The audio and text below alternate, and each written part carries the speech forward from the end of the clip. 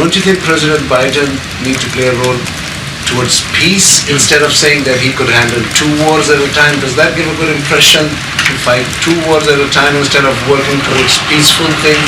From the beginning of this administration, we have been working for a more integrated, cooperative, peaceful, stable, and prosperous Middle East. And I'm not going to reiterate for you the list of accomplishments, but they're all there. I'm happy to send you an email with them. We have been working hard on trying to get the Middle East to be a more stable, prosperous region. That's not going to change. Now, obviously, these attacks on October 7th were horrific, and the Israelis have a right and a responsibility to respond to those attacks. I think everybody understands that. And so we also understand that the focus of countries in the region, particularly Israel, is going to be on that. It's our focus too, but that doesn't mean we're going to give up. It doesn't mean we're just going to walk away from it.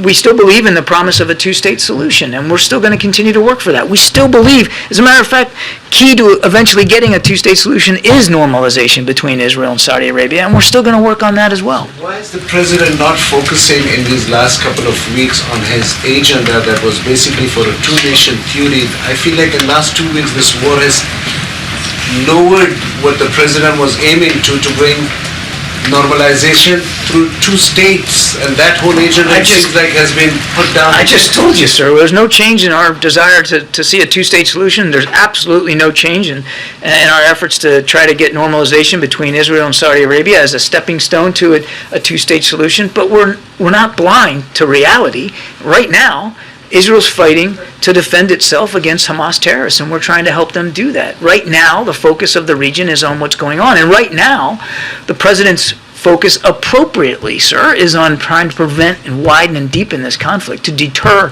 a larger war so that we can get back to the table and we can move forward on those key diplomatic steps. Thank you. Admiral. Yes, ma'am. Appreciate it. Thank you. Thank you. Try to keep John as long as we can.